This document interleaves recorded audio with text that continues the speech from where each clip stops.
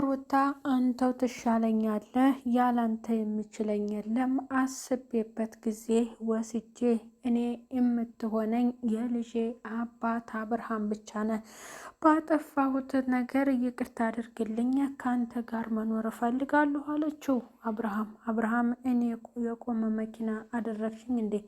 ስፈልጌ የምታሽከረክርኝ የዛው የራስሽ ጉዳይ፣ ጎረምሶችሽ ጋር እዛ ቤት የምሰበስቢያቸው ወንዶችና ጎረምሶችሽ ጋር እዛው ቀጥይ፣ እኔ እንደሆንኩኝ የራሴን ህይወት ጀምሬያለሁ፣ አትበጥብጭኝ ብሎ ሩታን አስጠነቀቃት። የአብርሃም ወንድም ሶስቱንም ሄርሜላን፣ አብርሃምንና ሩታን እስኪ ከራሳችሁ ጋር ተመካከሩ፣ ስህተትም ካለባችሁ ራሳችሁን አርሙ።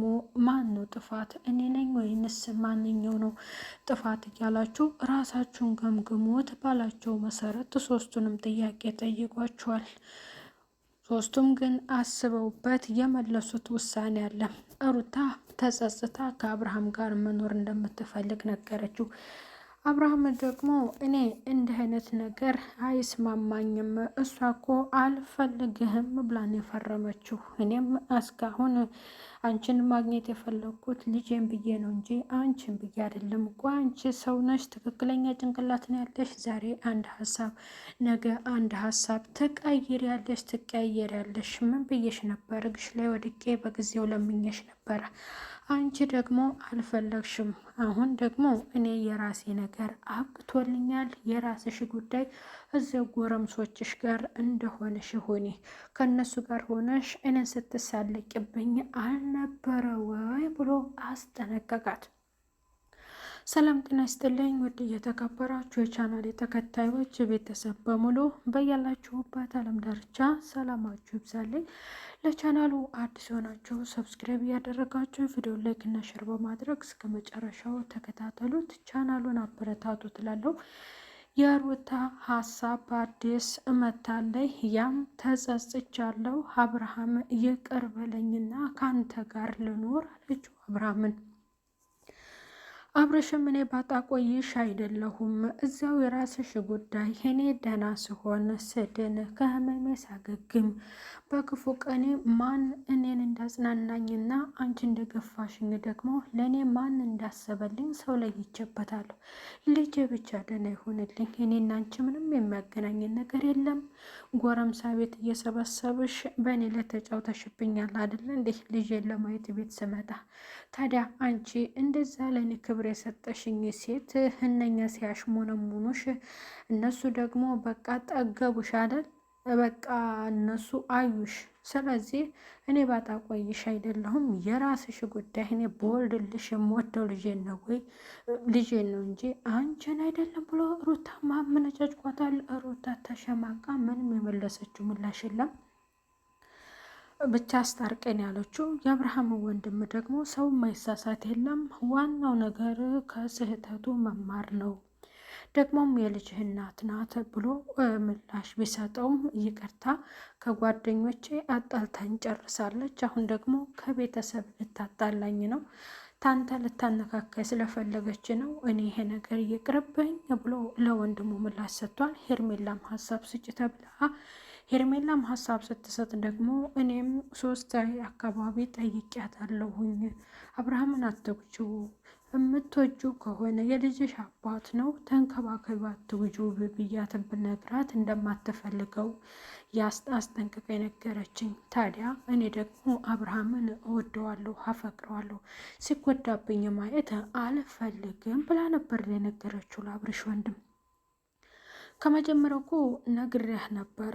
እኔ በትዕግስት እንኳን ሳወራት እኔን በጥሩ ነገር ለመናገር የማትፈልግ ሰው ናት።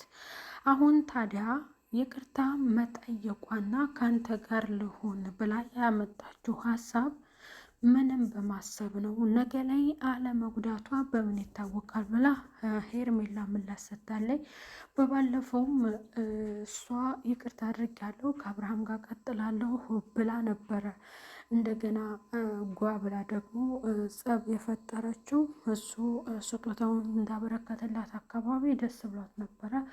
ቤትን ንብረቷን ከተረከበችው በኋላ ግን አብርሽን እንደማትፈልገውና ወደ ውጭ ሊሄድ ነው። ሌላ አፍቃሪ መጥቷል። አፍቃሪው ደግሞ ተራዘመ። ከዛ አፍቃሪው መጣ። አፍቃሪው ስጦታ በረከተ። በመጨረሻ ውሽሜ አፍቃሪዋን ከዳችው። ዳኒ ቶስቷሳ ደግሞ መጥቶ ከአብርሃም ጋር ያው አብርሃምን ከቤት እንዲወጣ ተናግሯል። ግን እውነቱን ለአብርሃም ወንድም ተናግራለች። እሱ ያው እኔ ማለት አሁን እኔም እያየሁ ነበረ ከአብርሃም ጋር ያለሽ አብርሃምን አሁን ይቅርታ የምትጠይቂው እስካሁን የነበሩ ወንዶች በዙሪያሽ እነሱ ምን ልታደርጊያቸው ነው ብሎ ነግሯታል። ዳኒ ጀስት ኖርማን ጓደኛዬ ነው ብላ ነገረች። ያኛው ደግሞ እሱ ነው እንጂ የሚወደኝ እኔ ለሱ ምንም አይነት ቦታ የለኝም። ስለዚህ የሚያዋጣኝ አብርሃም ስለሆነ ከአብርሃም አስታርቂ ብላ ነው የተናገረችው። እንዴት የመሰራች ነገርሽኝ ብሎ እሱም ምስኪን ነገር ነው ባላበላሹት ፕራንክ እያሉ እሷን በዛ መሰረት ባለችው ተረዳትና አብርሃም ጋር ደወለ። አዲስ የምስራች አለ ልነግር እፈልጋለሁ። ሩታ ደስ የሚል ዜና ነግራኛለች። አሁን ሁለታችሁ ታረቁ ብሎ ወንድምየው ለማስታረቅ ሲሞክር አብርሃም አሻፈረኛል አደርገውም ከእሷ ጋር ምንም አይነት የሚያነካካኝ ነገርም የቀረኝም ነገር የለም። ትላንትና ያለችኝም ነገር ሊሄድ ነው ብላኛለች። ስለዚህ ያን ጉዞውን ምን ልታደርግ ነው ይህን ሀሳብ ደግሞ ያመጣሹ ቢላት በቃ